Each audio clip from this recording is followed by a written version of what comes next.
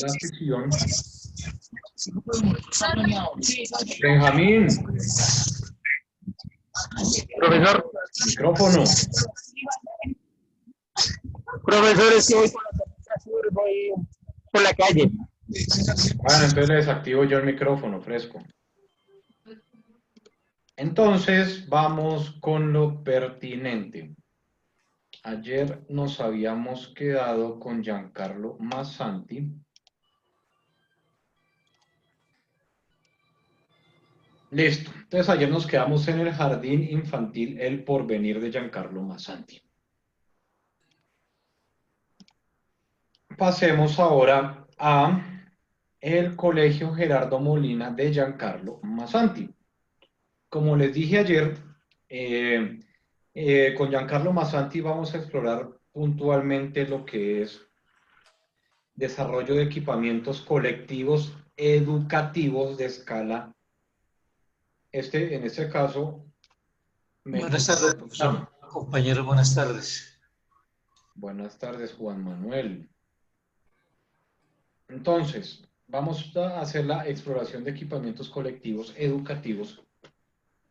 En este caso,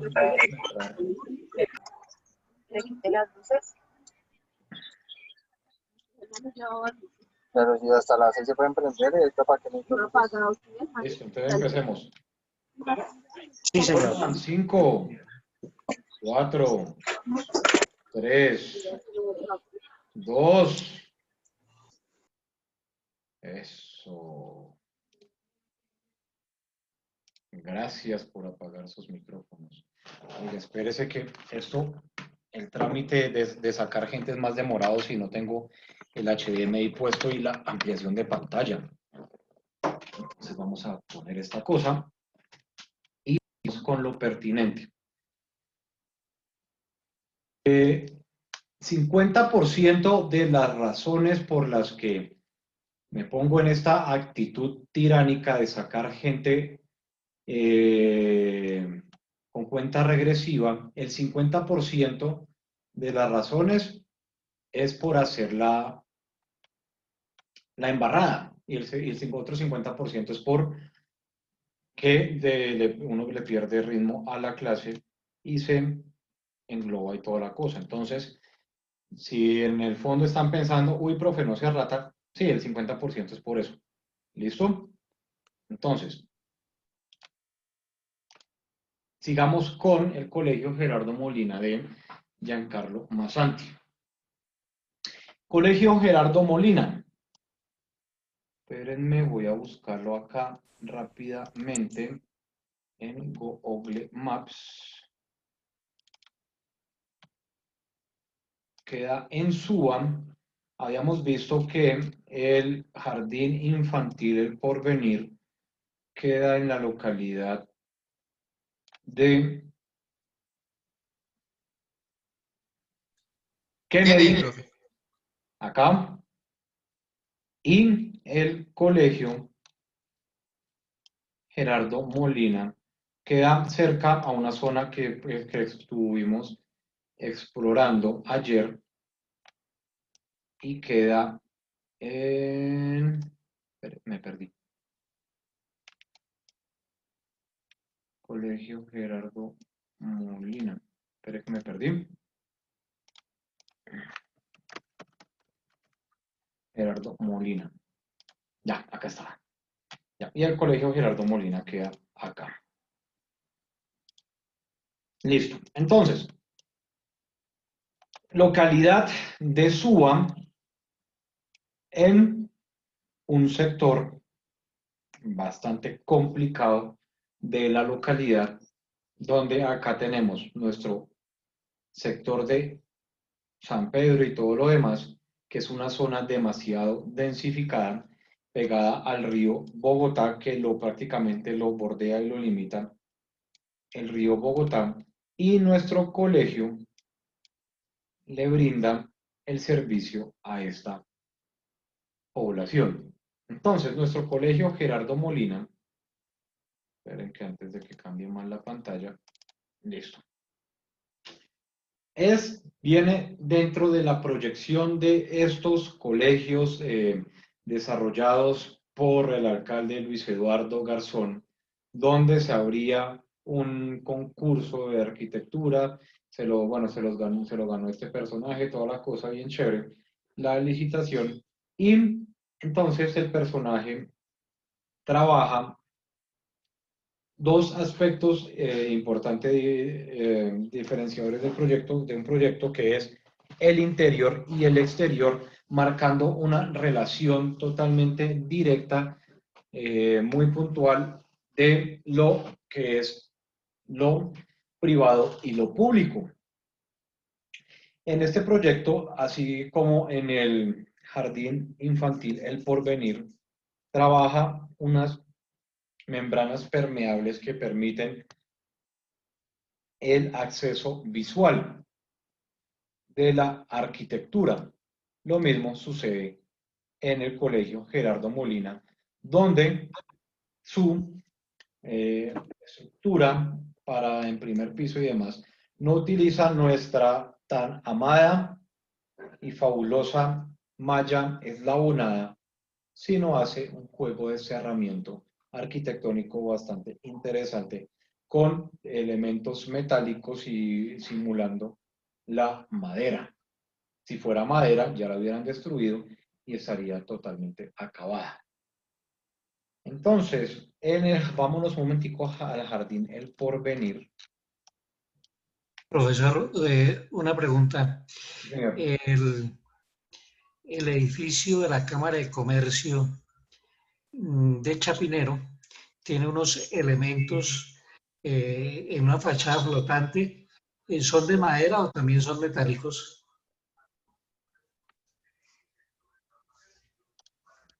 No lo tengo claro. Pero miremos a ver si se alcanza a ver algo. Y ya volvemos a lo pertinente. Espere, busquémoslo acá, que hasta medio nos enredamos. Calle 67. Acá está. Listo. Si estábamos ahí al lado. Creería que serían metálicos por el tema de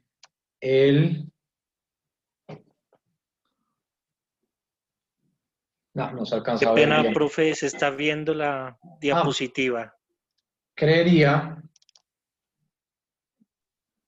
que, Gracias. aunque sí pareciera que fueran madera, no podría asegurarle porque todas las veces que he entrado a esa cámara de comercio nunca me había fijado en la materialidad trabajada en la fachada.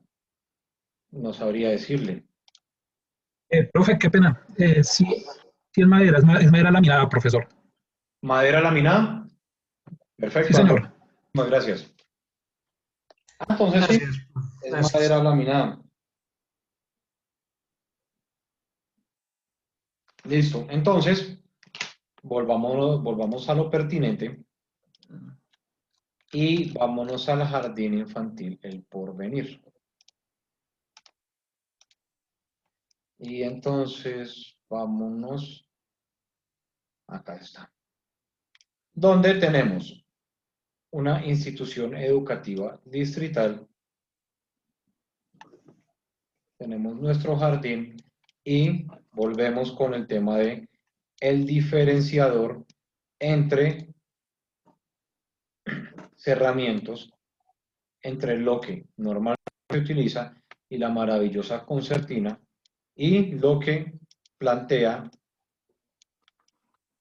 este man un poco conchudo ahí tirado en la mitad de la calle, pero bueno, y el desarrollo que se plantea. Lo mismo vemos en el Colegio Gerardo Molina,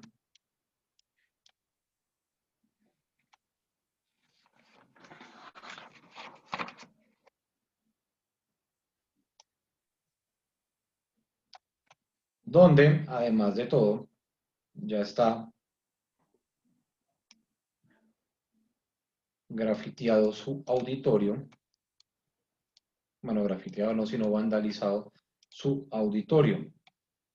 Entonces, miremoslo por acá. Mantiene su cerramiento, mantiene sus características. Acá me imagino por la parte de arriba que ya le habrán metido concertina. Bueno, no se alcanza a ver. Pero entonces, la manera como se proyecta arquitectura en diferentes lugares de la ciudad. Entonces, Javier Clavijo dice área de 8.000 metros cuadrados. Listo, Andrés dijo que parecía madera. Oscar dice, yo creo que es metal pintado tipo madera. Entonces, donde además que no solamente se trabaja con la forma, sino con el color y con la manera que se busca la relación entre el interior y el exterior para desarrollar, aparentar y formular una especie de permeabilidad en la arquitectura.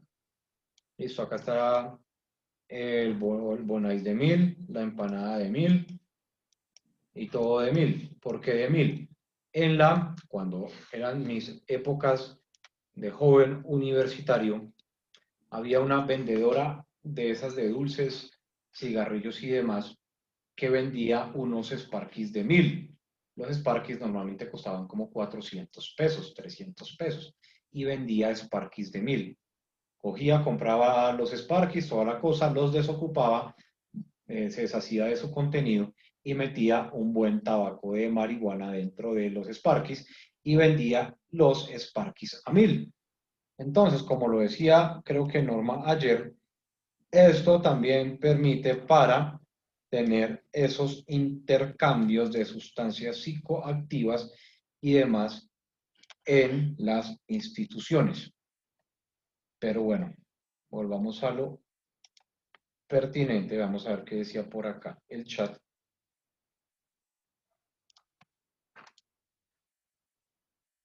Para hacer madera laminada debe ser muy resistente porque supone que la madera laminada se deforma más rápido por la exposición al agua y al calor. Y Juan Ducón envía un video. ¿De qué es el video, Juan? Lo que pasa es que lo estuve buscando y aparece un video en el cual aparecen diferentes módulos como bloques, no sé si son los salones, y quería saber, ¿el profe ha entrado a ese colegio? Al Gerardo Molina no.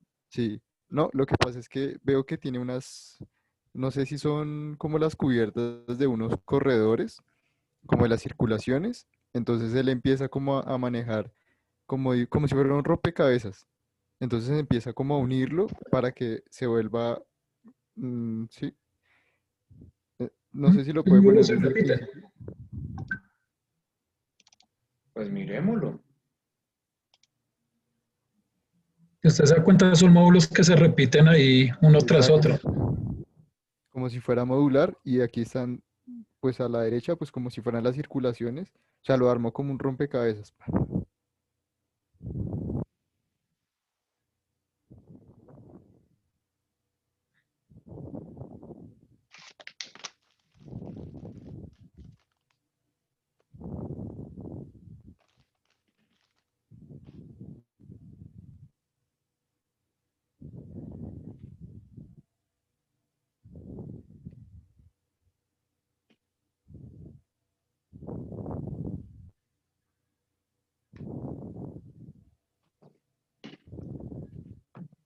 Sigamos como que ahí empieza como a tipificar muchas cosas, ¿no? Pienso yo.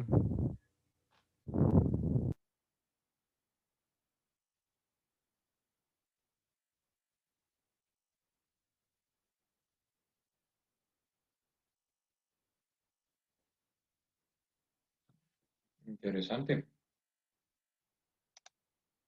Hablando aquí, eh, esos espacios serían las circulaciones o qué serían? Los espacios permeables que se encuentran y la relación entre el interior y el exterior, pero también siguen siendo aulas y desarrollos espaciales. Ah, no había visto ese pedazo. Pero chévere, chévere esta proyección que hicieron acá. Profe, una pregunta. Lo que pasa es que ahí en el link que envié, ahí está la foto de las Hay unas varillas inclinadas como en las ventanas y están en todos los módulos, pero no veo qué función tendría. Ya terminamos el video y ya vamos con su pregunta, Estefanía.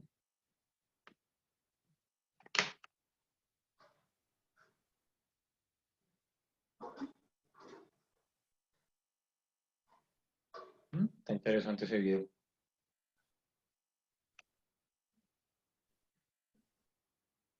Listo, entonces estamos por acá. Entonces Stephanie nos manda un link. Vamos a ver el link.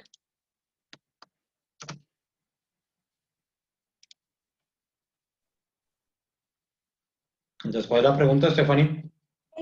En el segundo nivel, por donde están las ventanas, hay 3 varillas inclinadas y ¿Estás de así están acá? sí, y así están en todos los módulos, pero no entiendo qué función cumple.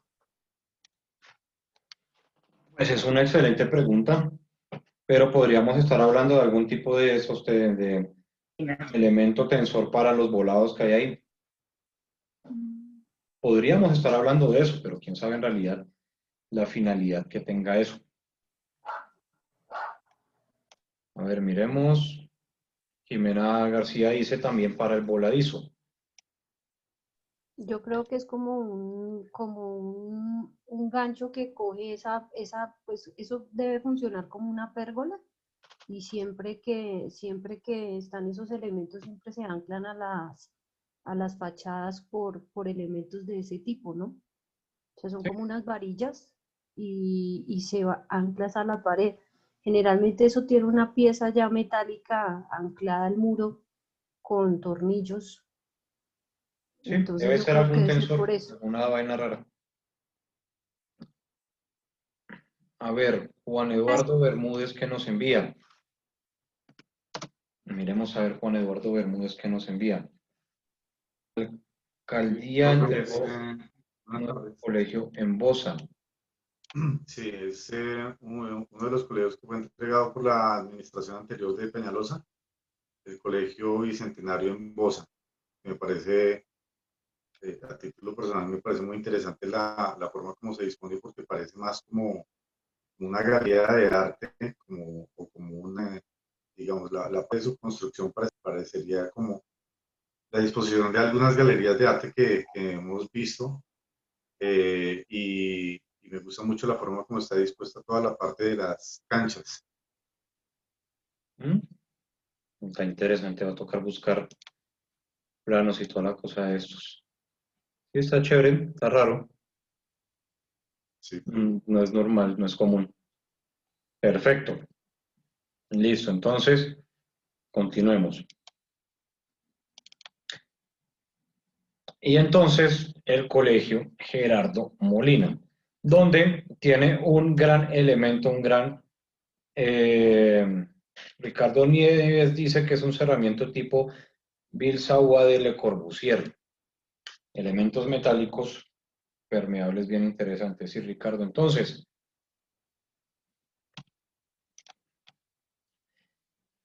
maneja esta relación entre lo público, lo privado, dejando en el centro una gran plaza, un gran espacio, donde también se ubica una cancha de básquet, de micro, de lo que sea, una cancha múltiple, y esa relación entre lo natural, lo artificial, que como lo podemos ver afuera, tiene una gran fuerza, lo natural, vinculándose internamente con lo artificial y lo natural con estas islas verdes que se empiezan a proyectar en el centro del proyecto. Además, en algún momento se planteó el tema de aprovechamiento de este tipo de cubiertas en estos puntos para el aprovechamiento de aguas, recolección de aguas y demás, que también sirve en dado caso como aprovechamiento de cubiertas. Entonces, vámonos al colegio Gerardo Molina y miremos el auditorio. El auditorio que lastimosamente no ha sido ajeno a el vandalismo del sector, pero es una pieza que se enmarca con bastante fuerza dentro del contexto en el que está enmarcado. Una pieza que se marca con bastante fuerza y con su materialidad y con su gran fachada alargada en vidrio con color, genera una relación bastante importante entre el uso y el usuario. Andrés Bosa. No, profesor, es que era pues para comentar respecto a el cerramiento de la fachada de este colegio, pues que por ello vi que estaban diciendo todavía que eran como materiales metálicos, sino este material de madera que yo digo que es una madera laminada, eso se llama teca. Eso es una madera que es para los exteriores, para poderlo manejar, es de alta durabilidad y este proyecto precisamente se realizó con esta madera. ¿El Gerardo Molina fue madera? Sí, señor. Ah, buenísimo. Estaba totalmente convencido que eran piezas metálicas. No, eso se llama teca. Esa es una madera de alta durabilidad para exteriores. Buenísimo, Andrés, muchísimas gracias. Sí, señor. Nos solucionó una gran duda. Perfecto, muchas gracias. Bueno, pues, Entonces, listo. ¿Algo más que queramos acotar, aportar de el Colegio Distrital Gerardo Molina? Esa madera teca, son importados, eso es la mezcla de acerrín con PVC. Se utiliza para exteriores también e interiores. Excelente, Javier, muchas gracias. ¿Alguien Yo más? quiero preguntar digamos, siempre he tenido esa duda y es la relación entre antes de que existiera ese colegio, digamos, cómo era esa parte o cómo vivían el día a día, digamos, como los pelados de ese momento, o sea, así de esa época, y cómo puede uno generar, digamos, como el espacio como tal del colegio, sí, o sea, genera como ese elemento que es un elemento diferenciador en un barrio, ¿sí? O sea, uno cómo puede entrar a medir eso, o sea, cómo mido yo, cómo sería bueno en este lugar y meter un colegio, ¿sí? O sea, ¿cómo sabe uno cuándo acá o cuándo no, sí? O sea, un hospital o cómo mide uno eso. Andrés, ¿quiere responder? sí, pues, pues yo estoy investigando pues también pues, lo que él está preguntando.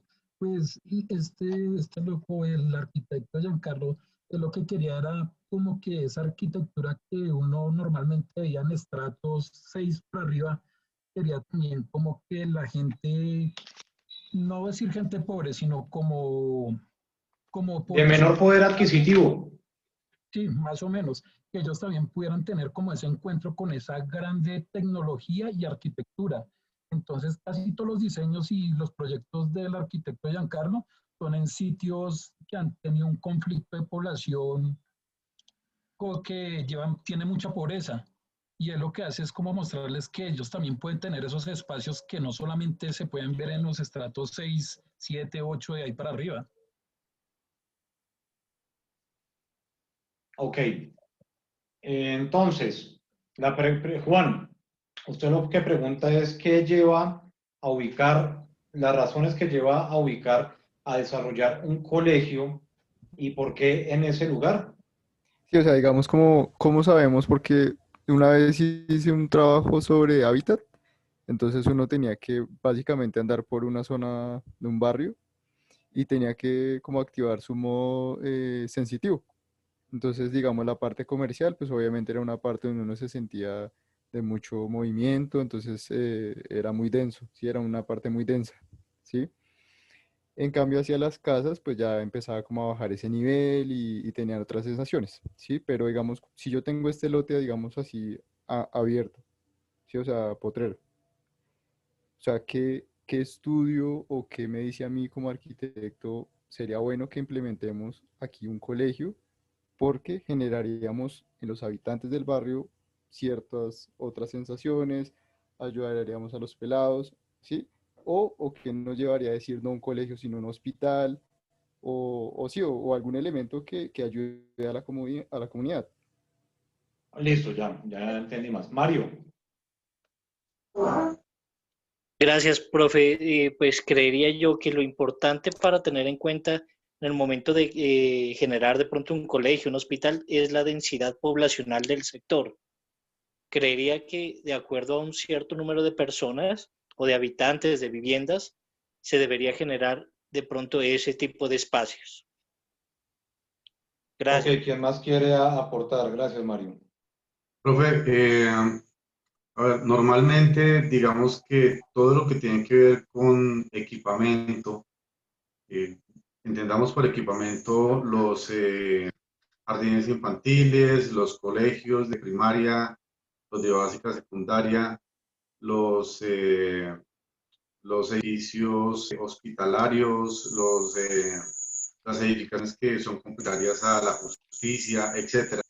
Están acompañadas con un plan de desarrollo que es presentado por la alcaldía mayor en cada una de las administraciones con respectivas modificaciones corresponden, y son ellos quienes entran a determinar cuáles son las edificaciones dotacionales que se requieren, y unas características generales que normalmente están ligadas a la densidad poblacional, como decía Mario.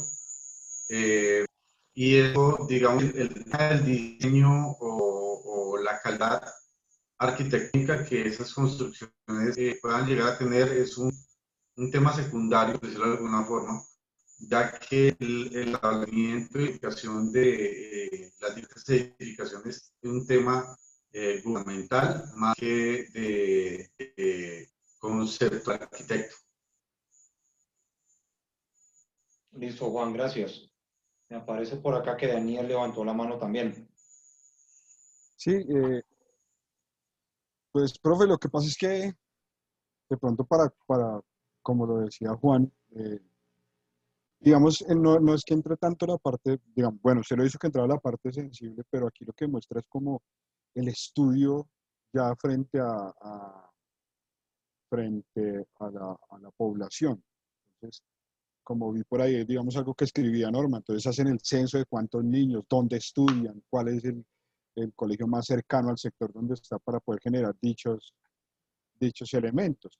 Entonces van pendientes, van a revisar si, pues, es decir, no hay problema, no sé, digamos en Bosa cuántos colegios existen un sinnúmero de colegios, pero entonces ya no se basan en, no importa que hayan 100 colegios, porque si hay 20.000 niños en el sector, pues es necesario los colegios. Entonces es como entrar a percibir ya la parte de cuántos niños o cuántas personas es necesario, si es necesario, digamos, cuando él decía, cuando alguien, creo que fue Eduardo que dijo que, o por qué no se construyó un hospital, entonces es encontrar si queda cerca un hospital, a cuántos minutos, cuál es el estudio general antes de poder realizar dicho equipamiento. Entonces casi siempre es como entrar no solamente a mirar que porque existe el terreno, porque puedo diseñar bonito, sino si existe la necesidad de hacerlo ahí. Tiene que existir. Creo que hay equipamientos donde los estudios son más complicados, es decir, un cementerio, un botadero de basuras, que son elementos donde puede que haya el lote, pero no puedo hacer un botadero de basura en la mitad de un barrio. Así existe el lote. Entonces tiene que existir un estudio pues bastante grande en esa parte de equipamientos que tienen uso, depende del polígono, y bueno, etcétera. Listo, Daniel, gracias. Andrés volvió a levantar la mano, cuéntenos. Andrés Bosa. Perdón, sí, profe, más o menos también lo que decía pues Daniel, decían los compañeros, pues yo también estuve por ahí leyendo y pues la idea de él era como amarrar los equipamientos con el entorno y la necesidad de la sociedad. Por ejemplo, ahí sí como dicen, sacar, va a volar lo que eran las antiguas rejas, los muros de los colegios y amarrar como esos espacios también dependiendo las necesidades que tenía como la población. Perfecto, gracias. Listo. Entonces, complementemos la pregunta de Educón. Bueno, para hacer un equipamiento educativo distrital, por supuesto, el distrito se va a basar mucho de las estadísticas y todos los cuadros que saca, como lo decía Norma, en un censo poblacional, el DANE. Entonces, el DANE es nuestra hoja de ruta para saber qué es lo que necesita la población. La población requiere un equipamiento urbano porque los índices de analfabetismo, de escolaridad o como se quiera ver, los de escolaridad son bastante bajos, analfabetismo bastante altos y la sensación, la percepción de la población con respecto a un sector es bastante negativa. Los equipamientos colectivos educativos de diferentes escalas mejoran la percepción de los sectores, porque sencillamente en la cabeza de la gente empieza a haber una sensación de oportunidad. Un colegio trae la sensación de oportunidad a los sectores, de oportunidad de educación, de diferentes situaciones. Por más de que estamos en un déficit bastante alto de equipamientos colectivos educativos, la gente sigue siempre teniendo la esperanza de poderse educar. Y por más de que se diga que no o se mire de otra situación, de otra manera, siempre los padres van a querer que sus hijos sean superiores a uno. Entonces, por eso insisten tanto de que estudie, mijito, estudie, estudie, estudie. Entonces, un equipamiento colectivo educativo distrital siempre va a ir ligado a unos estudios demasiado completos que van a decir dónde puedo construirlo. Y además tenemos que sumarle una situación y es que el suelo edificable, el suelo libre en Bogotá ya se está acabando. Prácticamente ya no hay suelo edificable. Aparte de muchas zonas de reserva forestal que estaban protegidas, que ahorita las están empezando a consolidar. Para eso, el plan maestro, el plan de ordenamiento territorial, los planes de desarrollo nacional y todo, están disponiendo ciertas variables, ciertas situaciones para la ordenanza territorial, como sacar cementerios, sacar industrias, sacar cárceles, sacar usos, elementos de alto impacto para la ciudad. Si es una industria de bajo impacto, esas industrias de bajo impacto se pueden mantener. Pero industria grande tienen que salir. Tanto bodegas, tanto como esas industrias que contaminan tanto y demás, todas tienen que salir de la ciudad. Las cárceles, como la Picota, como la Modelo, como la Distrital, como el Buen Pastor, todas se tienen que ir. Entonces, los cementerios, el único cementerio como tal que puede quedar dentro de Bogotá es el cementerio central, porque además es un tema histórico y otras situaciones adicionales que tiene. Ese es el único cementerio que se va a terminar manteniendo en la ciudad. Todas esas áreas que se van a desocupar, se van a empezar a ocupar con construcciones de todo tipo, entre esas equipamientos colectivos educativos. ¿Cómo se hace para seleccionar el terreno? Una de las grandes situaciones, de los grandes problemas que tuve la oportunidad de ver cuando estuve trabajando en la Secretaría de Educación, es que se construye un colegio donde se logre tener espacio. Porque, aparte de que ya no hay terreno, todo está excesivamente costoso. Entonces se construye donde se pueda. Ahora, si Juan tuviera la proyección, tuviera el deseo de hacer una institución educativa, un equipamiento colectivo educativo privado, ¿qué es lo que necesita Juan para saber dónde lo tiene que ubicar o cómo lo tiene que hacer? Un estudio de mercado. Ahí sí, para todo negocio privado. ¿Va a decir algo, Juan?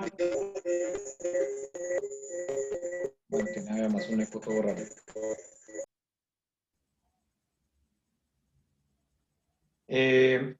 Se tiene que hacer un estudio de mercado.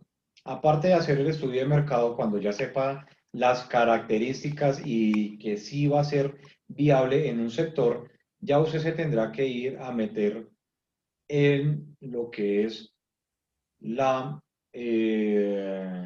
analizar las fichas normativas de los sectores, saber si en los sectores que usted tiene deseado se permite hacer una institución educativa. Para el distrito es fácil coger y modificar una ficha normativa para que ahí poder hacer un colegio. Más para un privado no lo es fácil. Entonces usted, después de analizar todo el estudio de mercado, saber en dónde puede hacer un equipamiento colectivo educativo, bueno, ya, no voy a seguir dándome las del sabio diciendo esa palabra tan larga, un colegio, usted coge y mira todas las fichas normativas, se va a la curaduría urbana, que le expliquen cuántos pisos, si se puede hacer colegio, bla, bla, bla, todo ese tipo de cosas, y allá le van a decir sí o no. Usted ya descartó algunos lotes y se queda con el que se pueda dentro de su estudio de mercado y demás, y ya entra a desarrollar y consolidar su institución educativa. Daniel. Sí, profe, digamos, entrando en eso también quería como decir que, bueno, que hablábamos del poder adquisitivo, que quería poder cuadrar, pero si nos damos cuenta casi la mayoría, por no decir que muchos de los colegios privados nunca hacen eso. Si damos cuenta, si tiene platica, entonces compra una casa y la casa la vuelve jardín, y si ahí empiezan a subir los niños, entonces ya compra la casa del lado y hace un edificio, ya lo convierte en la primaria, y si tiene más plata, entonces con lo que va metiendo los niños, ya compra 3 o 4 casas, y hizo el colegio y ya hace bachillerato. Nunca generó un estudio ni nada, simplemente dijo, pues yo estudié para profesor, me consigo una plata, compro una casa, hago un jardín, y como me vaya dando lo voy haciendo crecer. Y ahí uno ve ahorita que hay, listo, sí, colegios que el ministerio les dio la aprobación y todo, pero no sé si el ministerio fue y dijo, sí, está bien, puede hacerlo, no sé qué, sino simplemente vio que sí eran profesores o esto, pero no se fijó como en esa parte, entre comillas, arquitectónica del tema. Digamos, yo lo puedo decir como ejemplo porque en mi barrio hay un colegio grandísimo, 2 cuadras al lado más abajito queda otro colegio grandísimo, que fueron creados así. Empezaron un poco como jardín o como colegio pequeñito, y empezó a comprar la casa de al lado, la casa de al lado, la casa de al lado, hasta que ya es no, meta al niño en el supercolegio, pero es porque es el supercolegio que empezó con un jardincito en una casa y nunca hubo un estudio de cuántos niños, no sé. Es más, el colegio es tan grande que uno pregunta, ¿y no? ¿Y los niños de dónde vienen? De 3 o 4 barrios más lejos. No se pensó, fue por la cantidad de niños que había cerca, sino simplemente porque tenían poder adquisitivo para montarlo en una casa y ya después comprar y hacer un edificio. Bueno, ahí yo me refería era a tenerlo legal, porque usted se pone a ver y muchos de esos colegios que dice Daniel ni siquiera tienen permiso de licencia de funcionamiento. Muchos de esos colegios que pueden tener 800 peladitos ahí metidos no tienen licencia de funcionamiento y están trabajando bajo la ilegalidad, y lo que tienen es convenios con otras instituciones para poderlos graduar. Y eso se ve en todas las localidades, eso lo ve en todos, por todo Bogotá. Una casita muy pequeña que tiene 200 estudiantes, donde en una de las habitaciones de esta casita tiene metido 40 niños, uno encima del otro, y no tiene una licencia de funcionamiento. Y si tienes si tienes el convenio, tienes la vaina con la otra institución para poderlos graduar de 11 y demás. Entonces, de eso está plagado Bogotá. Y eso es una situación bastante compleja que se presenta en el momento de atacar la ilegalidad en las instituciones educativas.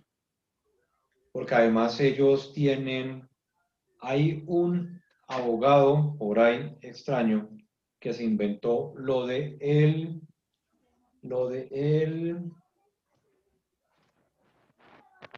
me olvidó la palabra. Bueno, una leguleyada de esas bien interesantes que le permitió a las instituciones alargar el proceso casi hasta 3 años. Entonces, ¿qué es lo que pasa? La institución que dice Daniel abrió en ese sector, trabajó en la ilegalidad casi 3 años, cuando ya llegó la secretaría a cerrarlo, se muda para otro lugar, cambia el nombre, dura 3 años ahí, llega a la secretaría a cerrarle, se pasa a otro lugar y así van brincando de sector en sector. Y nunca termina desapareciéndose. Vino, me puso la galleta de acá y se llevó una a mí. Y siempre sigue y sigue y sigue el problema que tanto dice Daniel, que no hay, digamos, un control para ese tipo de instituciones. Miremos el chat, que es todo lo que han dicho hasta el momento. Entonces, Norma dijo, se hace un censo descubriendo qué tantas familias con niños viven en ese sector, se miran las casas, apartamentos, si el sector es residencial o si es comercial y se verifica la distancia de los otros colegios. En países como todos los de la península escandinava, allá es delito tener colegios privados. Allá es delito cobrar por educación. Entonces, lo que pasa también es que, como sucede mucho en Bogotá y en Colombia, es que la Secretaría de Educación hace convenio con una institución privada para que le reciba estudiantes. La Secretaría de Educación le paga cupos y demás por esos estudiantes, y tiene una institución privada estudiantes de institución pública. Entonces se hace un censo, todo esto listo, gracias Norma. Pedro dice, creo que va de la mano a las necesidades de las personas. Juan García, yo creería que la necesidad de la localidad. Norma dice, por eso la Secretaría de Educación Distrital inscribe a los niños para matrícula virtualmente. Ahí se verifica qué tanta población tiene cada localidad. Entonces, si le pegamos en el tema a Norma, que la veo participando bastante, eso está buenísimo. Chévere, Norma, chévere. Entonces, Brian dice, profe, qué pena la hora, se no había luz. Norma dice, el cementerio de Palo Quemado, la parte de atrás junto a Villa Mayor, lo convirtieron en un parque. Mario dice, entra a jugar el poder adquisitivo. Andrés, deberían haber sanciones para estos ilegales, sí, pero no las hay. Andrés dice, profe, ¿por qué ahora para remodelar una casa se tiene que sacar licencia de construcción? ¿Qué tipo de remodelación está hablando?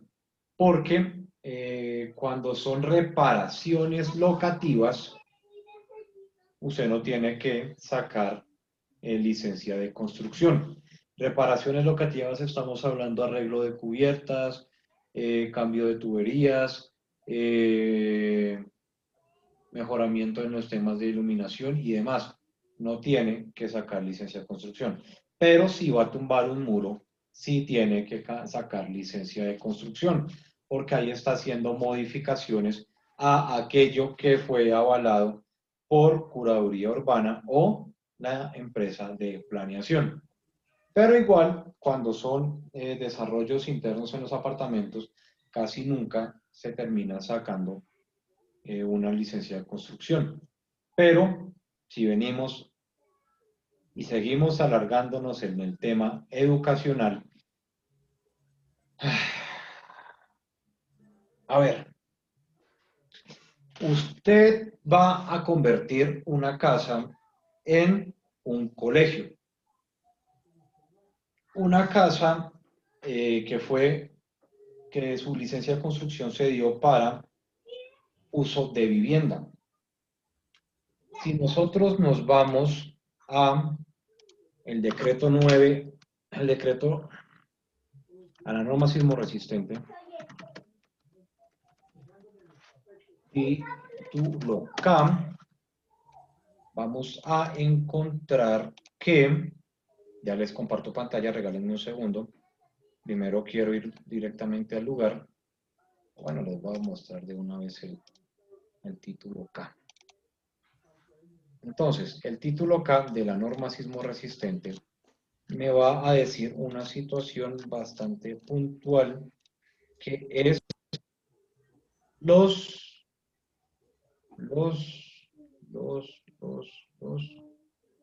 bueno, los grupos de ocupación. Entonces, los grupos de ocupación me van a decir, pero espérese que por acá está más claro, que no me acuerdo en qué numeral es que está. Institucional, industria, riesgo moderado y demás.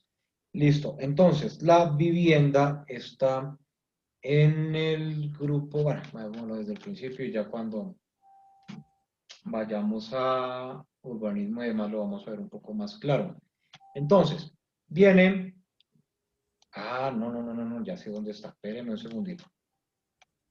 Subgrupo de ocupación, lugares de reunión, reclusión, educación. Espérenme un segundo.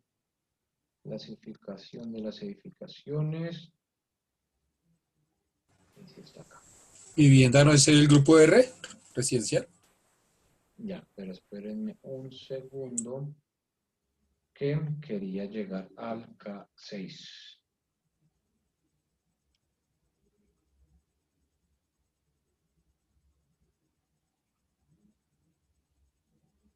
Entonces, acá vemos, ya nos tendríamos que ir al título A para ver un poco más claro lo de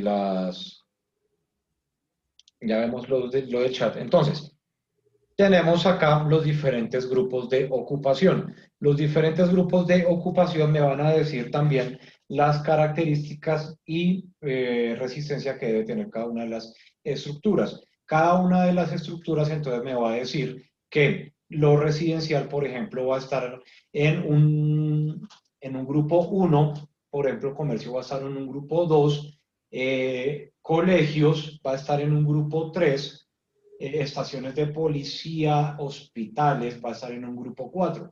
¿Qué significa eso? El 1 es que necesita una resistencia sísmica normal, el 2 una resistencia sísmica un poco más elevada, el 3 ya me sube bastante las resistencias sísmicas porque el grupo número 3 es aquel que va a recibir a la población en el momento después de un sismo. Entonces, después de un sismo, su casa ya no está habilitada para vivir, así que usted se puede ir a vivir a un colegio. Y el grupo de ocupación número 4 es aquel que tiene que atender la emergencia, que no le puede pasar por nada del mundo, absolutamente nada. Hospitales, estaciones de policía, hangares donde va a estar, por ejemplo, un helicóptero de atención a emergencias y demás. Entonces, si usted tiene una casa y la quiere volver colegio y lo va a hacer de la manera legal, no a lo maldita sea, como normalmente nos gusta hacer todo acá en Colombia. Entonces, necesariamente, aún sin necesidad de tumbar un solo muro, tiene que sacar licencia de construcción. Licencia de construcción por cambio de uso. Cambio de uso que le va a decir que pasa de un carácter residencial a un carácter dotacional educativo. ¿Listo? Entonces ahí le va a pedir licencia de construcción, aún sin usted tener en la cabeza que va a tumbar muros. Pero ¿qué es lo que pasa en ese caso? Usted, por el simple hecho de querer convertir una casa en institución educativa, tiene que hacer un reforzamiento estructural. Hacer reforzamiento estructural ya es diseños estructurales, es reventar muros, mandar columnas, agrandar zapatas, todo lo que significa un reforzamiento estructural. Por eso tiene que entonces sacar una licencia de construcción por reforzamiento estructural, modificaciones y cambio de uso. Entonces, necesariamente ya hablando de colegios, tiene que sacar licencias de construcción para todas esas situaciones que se empiezan a presentar. Hablando del tema de licencias de construcción. Por acá, antes de nuestro compañero Fabio, había visto que otra persona había levantado la mano, pero parece que se arrepintió. Antes de Fabio, ¿quién había levantado la mano? Profe, buenas noches, yo, Diego Sánchez. Diego, cuéntenos. Profe, pues yo he tenido la oportunidad de trabajar con colegios privados y pues sí me he dado cuenta pues que la primera vez que fui a trabajar de juepuchica, pero estos le están mandando el triple de hierro de lo que le mandan pues a una construcción como si me lo hiciera normal. Y pues usted ahorita lo explicaba el nivel 1, nivel 2, nivel 3, nivel 4, pues en mi experiencia no había escuchado hablar de eso, pero sí es muy cierto que en un colegio hay que tener en cuenta mucho que son 30, 40 alumnos de un promedio de 35, 40 kilos de pronto en un salón de danza brincando, entonces tenemos que tener en cuenta ese tipo pues de diseños estructurales al momento de analizar un proyecto de esta situación. Y también me he dado cuenta, yo trabajé para ADESPRI, la Asociación Colombiana de Colegios Privados de esa cuestión, y me di cuenta que muchas casas de las cuales admiten un colegio pues privado, me di cuenta que sí es cierto que la estructura de esos colegios no es sano en mi concepto, pues como profesional que estoy en la construcción, no estoy de acuerdo con ese tipo de edificaciones que hacen para... Yo no mandaría a mi hijo a un colegio de esos de casa de barrio porque la verdad no. Una vez estuve en un colegio de esos donde los niños estaban en clase y estaban en danzas en un piso cuarto y la plancha se movía, profe. Entonces hay que tener mucho cuidado con esas cosas. Excelente, Diego, muchas gracias. Ahora sí, nos vamos con Fabio. Profe, buenas noches. Profe, una pregunta. Bueno, ¿cómo cabe la norma sismo resistente cuando ya la edificación ya es muy vieja, muy antigua? ¿Sí? Por ejemplo, ¿qué debería hacer uno para modificar, para reforzar?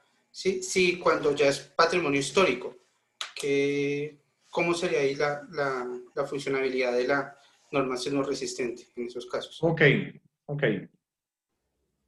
Toda edificación que necesitaría encontrar la parte específica que lo dice, pero bueno, me voy a engalletar tratándolo de encontrar. Toda edificación anterior a la entrada en vigencia de la Ley 400 de 1997 requiere un reforzamiento estructural. Toda edificación anterior a la entrada en vigencia de la Ley 400. Toda edificación que tenga un uso que sus características constructivas y demás estén por debajo de las características estructurales especificadas en la Ley 400 y demás, requiere un reforzamiento estructural para su cambio de uso. Entonces, si nos ponemos con esa situación, esta situación nos dice que toda edificación que sea patrimonio por lo antiguo requiere un reforzamiento estructural. Ahora, para usted reforzar una edificación patrimonial, ahí es donde entra todas las situaciones que hablábamos anteriormente,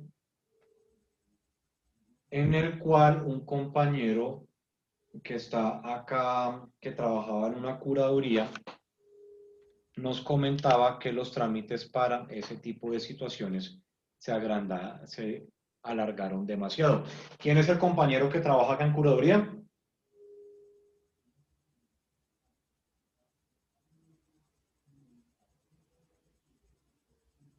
Bueno, hoy no está. Creo que había trabajado, no sé trabajar ahorita.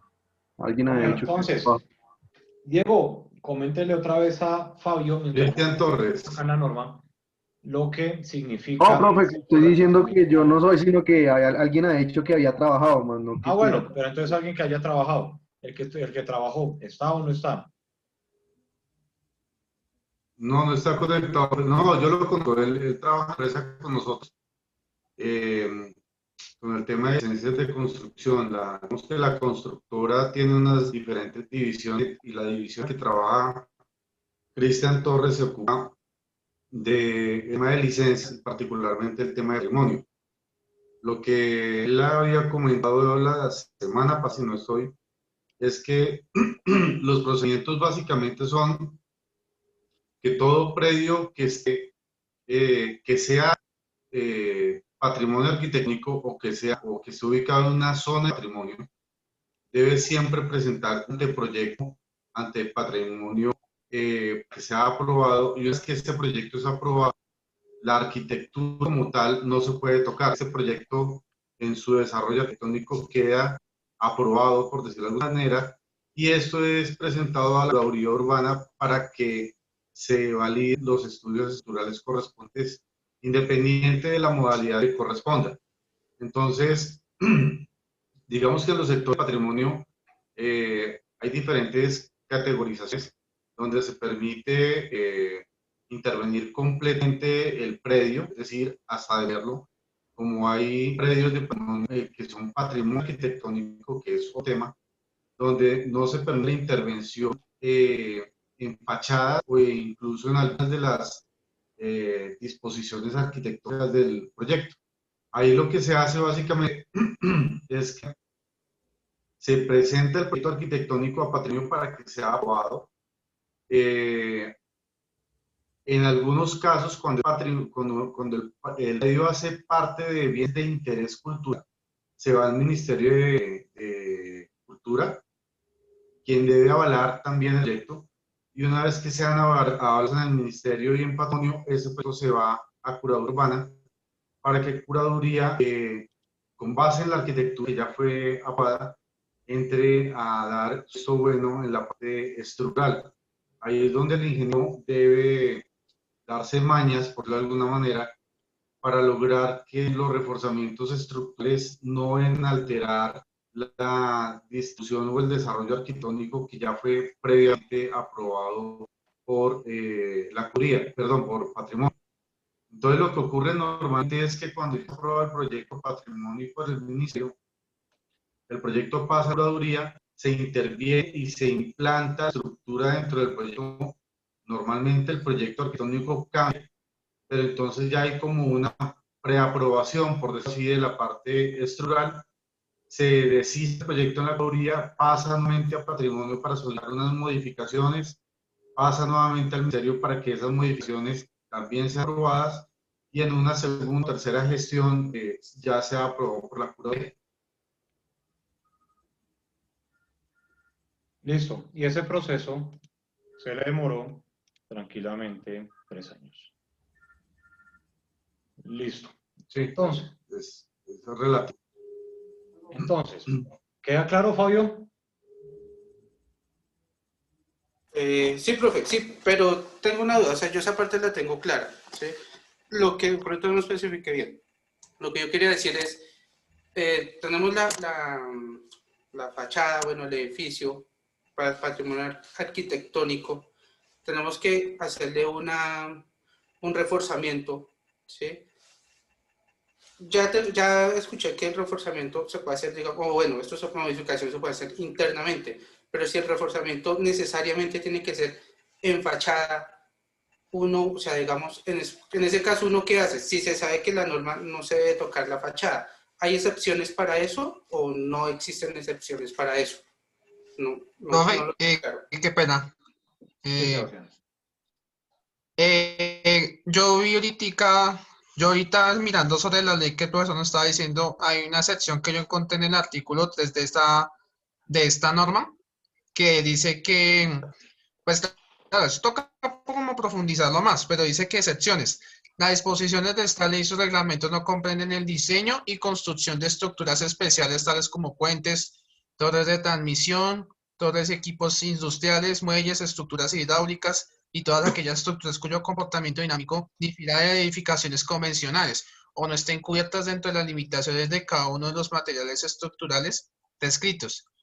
Pero pues obviamente hay que profundizar más sobre eso. Pues yo es lo que yo vi como una excepción, tal vez de pronto, profe, pues contrapregunta si en medio de eso puede ser. No, bueno, pero entonces, siempre que se vaya a tocar fachada, siempre hay que sacar licencia de construcción. Siempre, para tocar fachada, hay que sacar licencia. ¿Ya? Profe, una pregunta. Señor. ¿Así se va a cambiar la ventanería? O sea, pasar de ornamentación a aluminio también. En teoría, sí. Ok. En teoría, en la práctica no se hace. Profe, disculpe. Para contestar lo que Fabio dice, a ver, cuando se va a realizar algún tipo de intervención por temas de reforzamiento sobre una fachada que hace parte de patrimonio, uno de los requisitos preestablecidos es que se deben conservar los materiales que hacen parte de la fachada como tal. Es decir, si tenemos que salir hacia la fachada para la ubicación de una columna o una viga, y la fachada es un ladrillo, las características de la fachada deben conservarse. Eso quiere decir básicamente que esos elementos estructurales deben ser revestidos con las mismas características que en el patrimonio arquitectónico estaban establecidas como características del proyecto. O bueno, para ir más y más profundo, usted para cubrir una gotera en una edificación patrimonial tiene que pedirle permiso a la oficina, a la Secretaría de Patrimonio y de Cultura, donde ellos van a analizar toda la manera como usted va a cubrir esa gotera que no afecte la estructura y el desarrollo original de la casa, donde usted tiene que coger ellos le tienen que avalar si le va a cambiar las tejas, si va a cambiar la madera original de la casa, si va a afectar la estructura, el procedimiento, cómo va a bajar las tejas, cómo va a manejar las canales, cómo va a impermeabilizar. Ellos tienen que avalar y analizar absolutamente todo lo que se está haciendo. ¿Por qué? Porque tienen que procurar preservar el patrimonio y todas las cosas. En el sector donde está la universitaria, ese sector en algún momento fue catalogado como estrato 1. ¿Y para qué como estrato 1? Para fomentar el cuidado de los inmuebles. De un momento a otro levantaron esa medida y esta zona es estrato 4.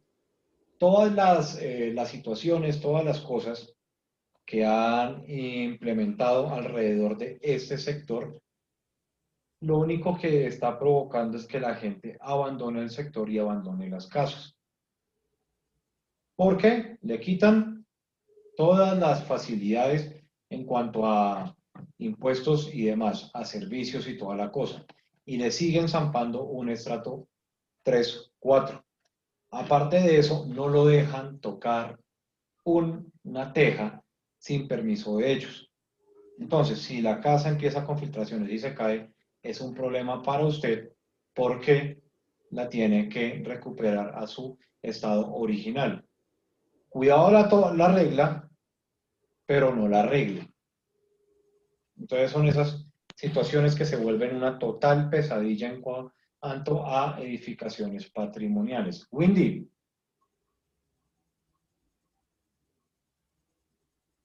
Profesor, digamos cuando hay accidentes, que pues pasa desde en Colombia, que se meten carros dentro de la fachada, dentro de la casa, ¿también toca todo este tratamiento de regulación? ¿O lo tratarían diferente? Es una excelente pregunta. No le podría responder esa pregunta. Lo que le diga puede ser una gran mentira. ¿Alguien por acá podría responder esa pregunta de una manera concreta? Profe, una pregunta también. Señor. Pues bueno, digamos, mi trabajo es fabricación de ventería, instalación de fachada, reparación de dos cosas. Y pues por lo general a veces hay que cambiar ventanería metálica por ventanería de aluminio. Y pues la verdad, la gran mayoría de veces el cliente nunca tiene, digamos, licencia. O sea que en el caso, digamos, de Windy, lo que estaba diciendo, no lo hacen así también, ¿no? Pero es como a riesgo. Sí. Oscar, ¿a quién están encendiendo a plomo allá al fondo? Es que pues yo me conecto desde mi negocio, entonces pues todavía están trabajando. Ah, yo sí decía, oiga, porque me estaba preocupando. Es que tiene un CAI. Que estuvieran fusilando a alguien por ahí, pero bueno, no. Bien. Ah, pero desde que su negocio no sea fusilar gente, está bien. Está bien, está bien. Pero entonces, el asunto es que por estos pequeños cambios de ventanería entran dentro de también regulación, porque usted cuando pasa los planos, pasa todas esas cosas, está el tema de los detalles constructivos y demás que van a llevar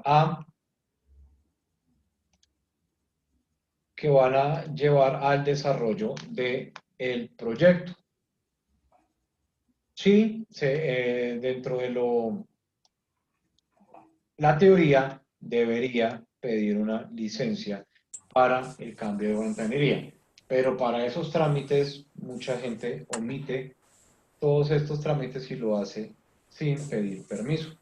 Profe, es que por ejemplo el cambio de ornamentación, de ornamentos, en las reparaciones locativas, en las curadurías ya está saliendo como que autorizan el cambio y mantenimiento de ornamentación siempre y cuando usted no modifique los vanos. Entonces la gente está cambiando metal por aluminio siempre y cuando no modifiquen vanos. Obviamente la gente lo hace, pero están sacando locativas para hacer esos arreglos. Lo mismo lo están haciendo con las cubiertas. Cambia las cubiertas con reparaciones locativas porque la reparación locativa le permite a usted hacer, en teoría, cambio y mantenimiento de cubiertas, pero debe respetarte el diseño arquitectónico. Pero realmente la gente lo hace con una reparación locativa. Sí, y una reparación locativa se demora como 15 días en tener permiso, algo así. La reparación locativa se está demorando, ahorita como están como más virtual, se están demorando aproximadamente una semana.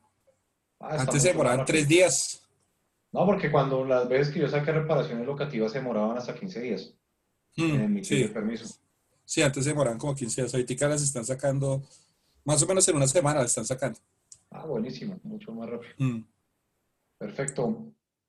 Jaime, gracias. Profe, una pregunta. Sí, señora. Si en el caso, Dios no lo quiera, haya una catástrofe o un temblor si las casas, que por ahí es que no me gusta hablar porque empieza a molestarme el volumen, derrumban unas casas, ¿tiene que uno sacar licencia de nuevo para construir esa casa como estaba o tienen privilegio por haber sido temblor? Me imagino que sí.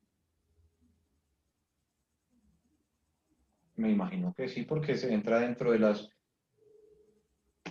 características de lo que se requiere y se permite con nuestra norma y demás.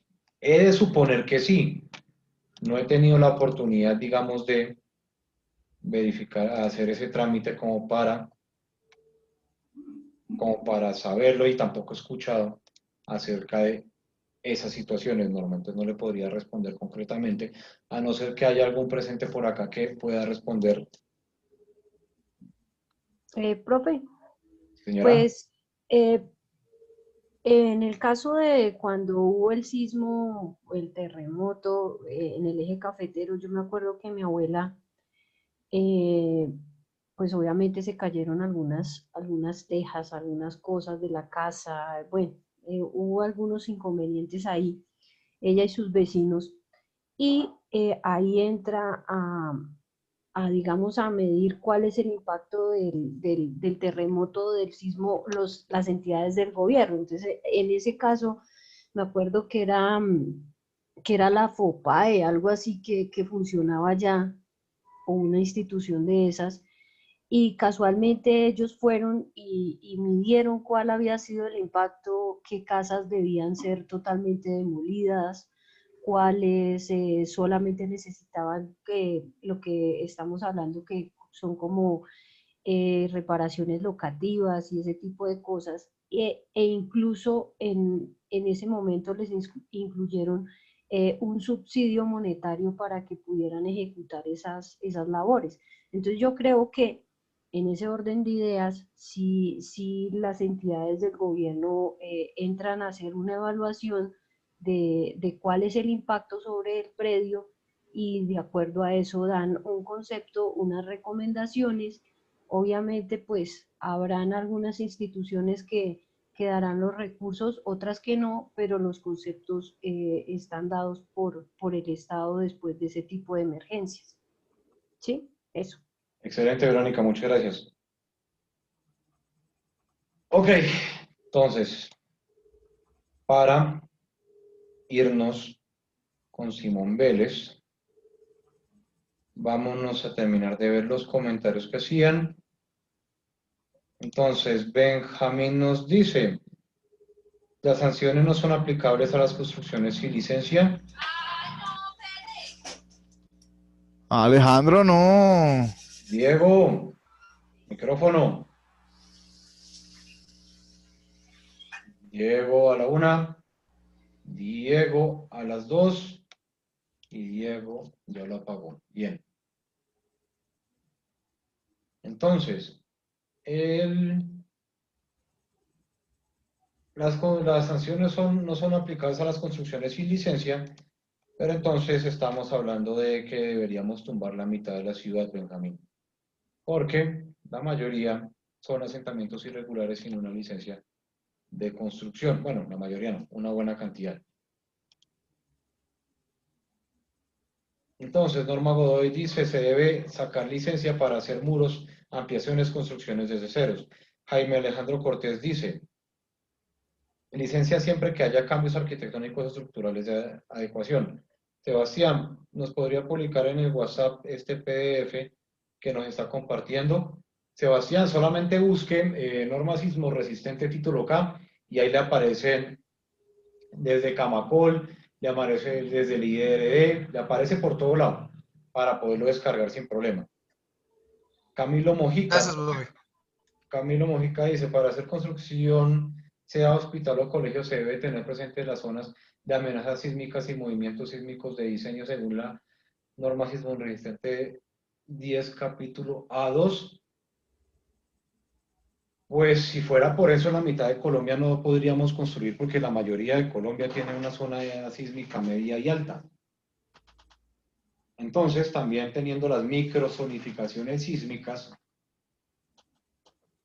también eso va a tener que ver mucho es con el diseño estructural que usted va a ir desarrollando y va a terminar sacando para el desarrollo de su construcción. Cimentación y todo eso que hemos estado hablando acá. Pero ¿cómo decirle a un pueblito que está en una zona de amenaza sísmica alta, que tiene su desarrollo, toda la cosa, no ha presentado grandes variaciones en el terreno, pero sí en cualquier momento se puede caer, puede abrirse la tierra y tragárselo, que no tenga su centro de salud, o no tenga su colegio, no tenga su escuela? No se podría. Mario, profe, qué pena, se desconectó, listo. Oscar, siempre que se va a estructurar, a remodelar y hay que sacar licencia, la persona requiere de un arquitecto.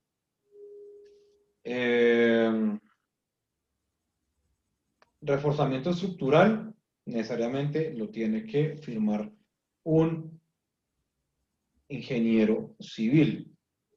El reforzamiento estructural, y la mayoría de veces que se necesita cuando cambio de uso y todas esas cosas, siempre requiere muchas veces el ingeniero estructural.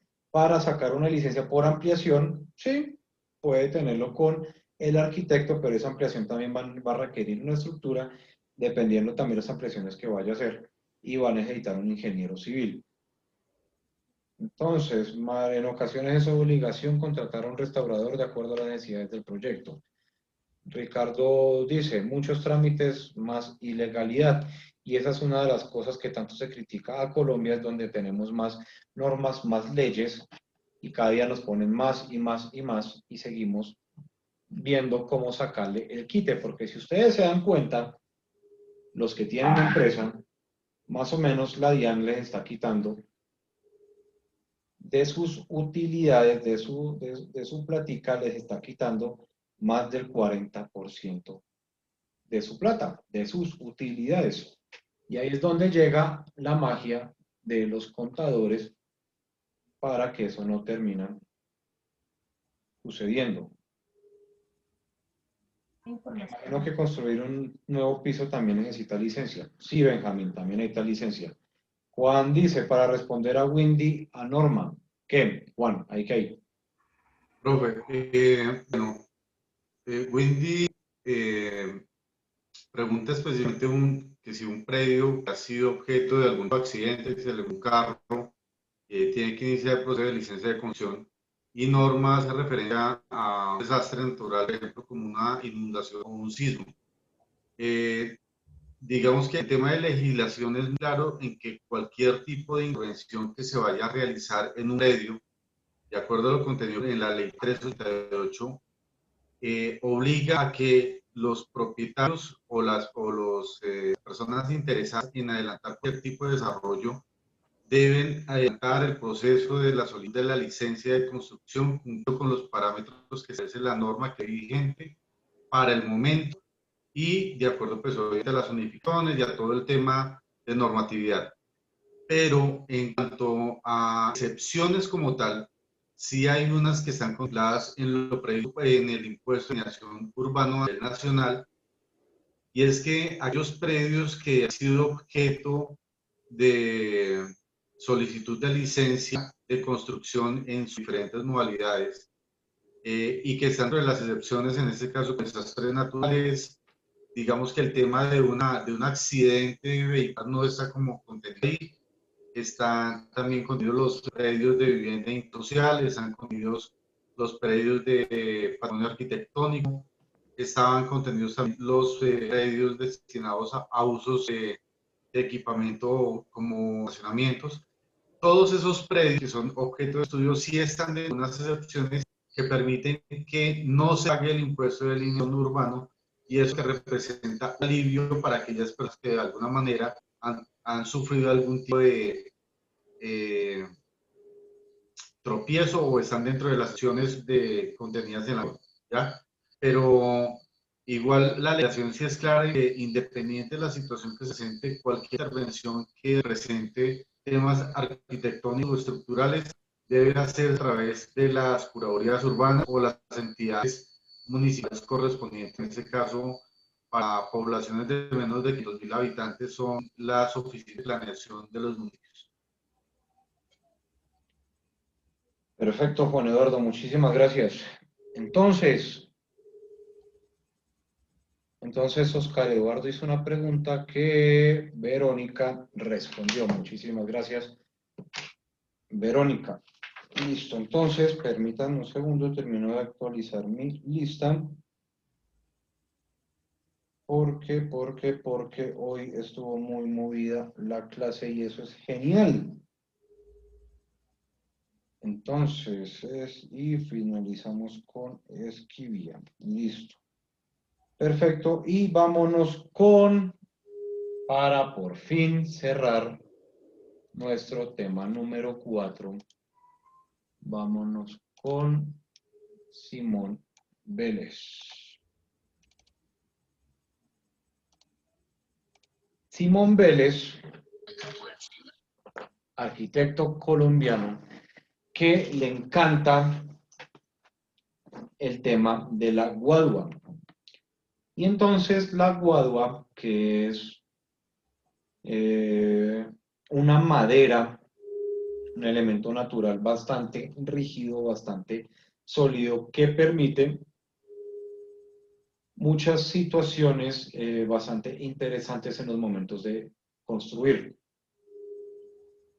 Los que conocen la guadua saben su comportamiento, que se comporta como una madera y que es excelente en los esfuerzos de flexión. Es buenísima para todo lo que tiene que ver con la flexión en las estructuras. También tenemos que la guadua se le puede hacer unos mejoramientos para que también resista, sea excelente resistiendo los esfuerzos en compresión. La guadua, como ustedes saben, tiene la capacidad de volverse totalmente hueca por dentro, así quitándole estas uniones, estas situaciones internas que tiene, donde también la guadua se trabaja para hacer acueductos, temas de recolección de agua y demás. Entonces, Simón Vélez esta vez trabajó el Museo Nómada en la plaza principal de la Ciudad de México, donde como una... El Zócalo. Señor. Ubicado en el Zócalo, profe. Plaza del Zócalo es que se llama, se me olvida siempre el nombre. Sí, el Zócalo, profe, sí, señor. Bien, gracias. Entonces, esta estructura itinerante, su desarrollo principal fue a base de cerchas. Daniel dice, se rompen los canutos. Ah, se llama canuto a esa cosa interna interesante que tiene. Bien. Y Norma pregunta qué tan costosa es la guadua para construir. Ya respondemos. Entonces, si se llaman canutos, buen dato. Entonces, la guadua también presenta unas características bastante interesantes, que es el tema del reciclaje de todos estos elementos cuando se deja de utilizar. La guadua se puede convertir tranquilamente en esta madera aglomerada, haciendo triturándola y demás, haciéndole procesos de trituración. La guadua se comporta de la misma manera que la madera. La madera necesita herrajes, necesita uniones para poder funcionar. Y estas uniones son fáciles de desarrollar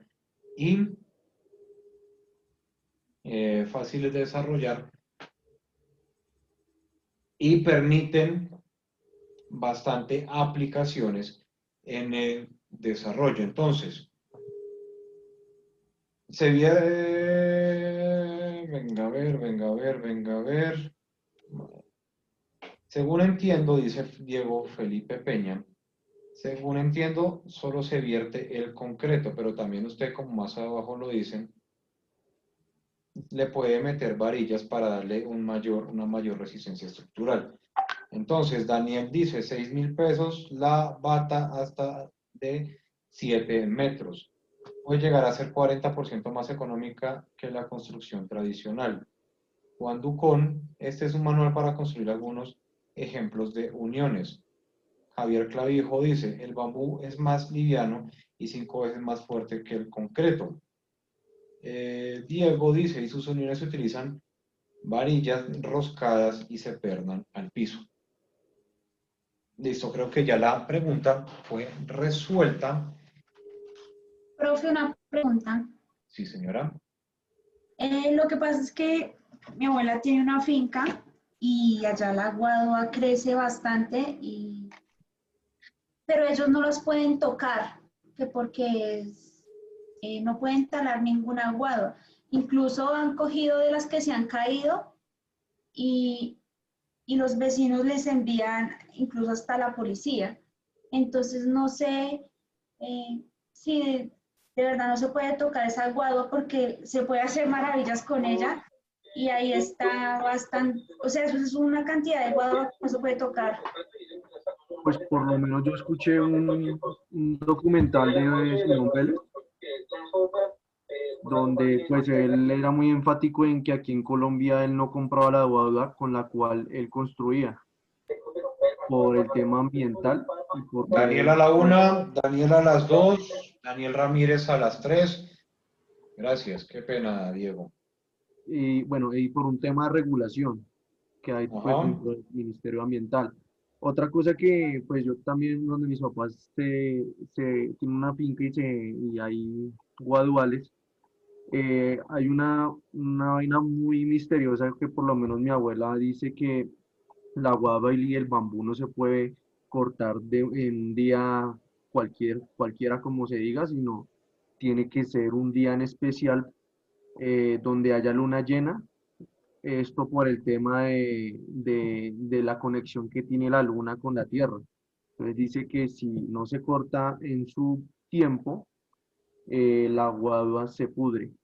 No sé si sea cierto, pero pues siempre que se ha utilizado se corta de acuerdo a lo que diga mi abuela, pues porque ella es la que más o menos sabe, ¿no? Y pues la verdad nunca se ha podrido hasta el momento.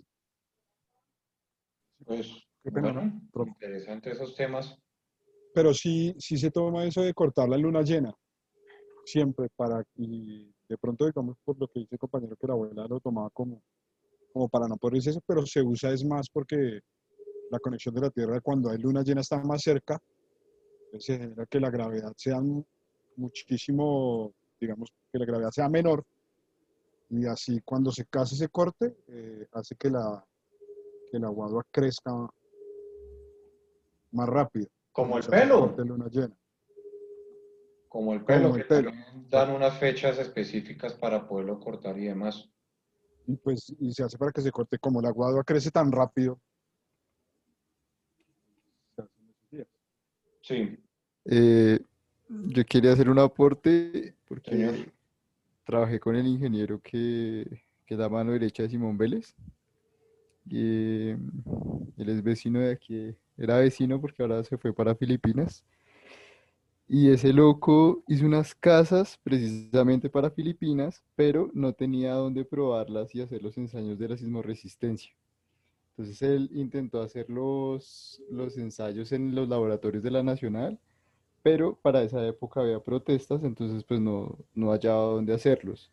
Así que decidió hacerlos en la Julio Mario, en la Garavito.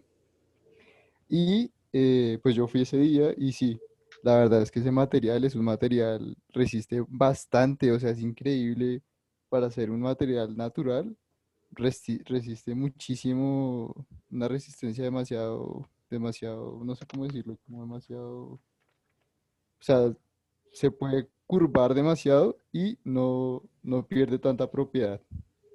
Sí, o sea, es un material que yo creo que es interesante analizar. Sin embargo, tengo entendido que el problema es en el mantenimiento. Sí, o sea, que con el tiempo hay que hacer una cierta, hay que poner una cierta, como unos elementos, como unos líquidos, no sé qué tipo de líquidos sean. Bueno, ustedes de ahí en segundo periodo académico van a ver más a profundizar, más a profundidad el tema de la guadua. Lo que sí es que todas estas regulaciones de protección para la deforestación y demás no permiten también tocar mucho lo que tiene que ver con las maderas. Usted para tumbar un árbol tiene que pedirle permiso ya sea a la Corporación Autónoma Regional o a la entidad que esté de turno, donde usted para talar un árbol tiene que hacer una compensación ambiental dependiendo el tipo de árbol que usted vaya a talar. Las compensaciones pueden ir de 3 a 40 árboles por unidad que usted esté talando. Si es un árbol que esté en riesgo de desaparecer o cualquier cosa, le van a poner muchísimo más problema y lo más seguro es que le hagan talar una cantidad exagerada de esos mismos árboles en diferentes zonas elegidas por la entidad. Ya si son árboles frutales, estos árboles frutales ya no requieren de compensación y se pueden tumbar sin ningún problema. Bueno, también dependiendo el árbol del que esté hablando. Entonces, por regulaciones, se está protegiendo mucho de la deforestación. Entonces, mi hermana, cuando vivía con ella hace muchos años, tenía 2 palos pequeñitos de bambú, medían tal vez 1 metro. Estaban en un jarrón de vidrio, toda la cosa bien chévere. Mi hermana se fue para Canadá, yo me fui a vivir a otro lado, mi madre se llevó, estamos hablando hace más de 10 años, hace como 10 años, y mi madre se llevó esas dos ramitas de bambú para la finca que tienen en la mesa. Y ahorita, 10 años después, es un bosque de bambú el que hay en esa finca. Crece bastante rápido y es bastante interesante cómo se trabaja. Entonces, Vélez creó su propia forma para unir los palos de guadua sin necesidad de utilizar elementos artificiales. Por eso sus construcciones son menos costosas, no producen desechos tóxicos y conservan las propiedades naturales de la guadua, dice Darwin. Además, profe, que esa guagua, pues no sé, en lo personal se me hace que es muy bonita a la vista, ¿no? Es más estético que un ladrillo convencional. En Armenia, Pereira, en alguna de esas 2 ciudades, hicieron un templo, una iglesia, después del terremoto, a punta de guadua. Simón Vélez, cuando ya arreglaron la iglesia, la derrumbaron. Un despropósito total, pero pues bueno, no se puede hacer absolutamente nada. Pero entonces las características del señor Simón es que es bastante reconocido a nivel mundial por su manejo de la guadua. Entre estas, una exposición itinerante en la Ciudad de México, teniendo además que México es un país demasiado patriota, donde fue muy aclamada, muy bien recibida ese desarrollo. Juan Manuel Ayala dice, en el eje cafetero lo llaman el acero del Quindío. Y Páez dice, según el ingeniero con el que trabajé, no importa la fase de la luna en la que se corte, sino que se haga de noche, ya que tiene menos actividad fotosintética. Perfecto. Y alguien levantó la mano. ¿Quién fue? Para finalizar, David Guillot levantó la mano. Profe, es que estaba viendo una entrevista del arquitecto Simón y me pareció curioso que él absolutamente todos los trabajos que hace, primero los bocetea, mirando cómo viene la luz, y segundo, hace maquetas. Absolutamente todos los proyectos que tiene, hace maquetas con unas hilachas que bota el agua, y con eso simula también las cargas y los esfuerzos del aguado. Excelente, muchas gracias. Y finalizamos con el puente Jenny Garzón, muy reconocido con ustedes, por ustedes, que ya tiene mucho tiempo que queda la salida de Bogotá por la 80. Entonces, dice Daniel Ramírez, en la luna llena el agua baja el agua de los canutos, en luna llena baja el agua de los canutos, es así que seca se puede bajar y no se pudre. Se inmuniza antes y después de instalar el perforando con taladro cada canuto. Listo, perfecto, Daniel. Entonces, el puente Jenny Garzón, que se le da el nombre de la calculista que hizo los estudios de este puente, que tiempo después muere. Y este puente, después para los que conocen, que han ido por esa salida y demás, cuando agrandan la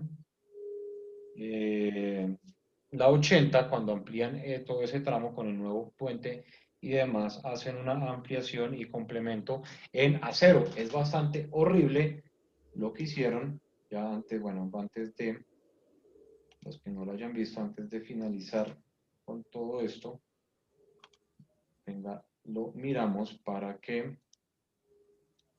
entonces, lo mismo, toda la guadua, todo lo que se ha hablado, todo lo que se ha dicho y todo lo demás, todos los complementos, y Simón Bell es muy reconocido por sus desarrollos en el trabajo de la guadua, además que es un material que se deja trabajar muy, pero muy fácil. Entonces tenemos el puente Jenny Garzón, e hicieron esta ampliación en acero, un improperio completo, un insulto al Profe, puente estás en la diapositiva. original. Ay, qué pena con ustedes, me emociona y empiezo a hablar mal de la gente. ¿Listo ya? Listo. Entonces, este puente en acero que fue para agrandar por el tramo de la vía y demás, que lo hacen en acero desvinculado como tal de todos los procesos que ya se venían trabajando y demás. Listo, perfecto. Con eso terminamos tema número 4. Mañana empezamos tema número 5. No he visto, ya voy a ver la lista de los asistentes desde el lunes y cómo se va a distribuir esto para las presentaciones. Muchísimas gracias a todos. Hoy fue bastante productivo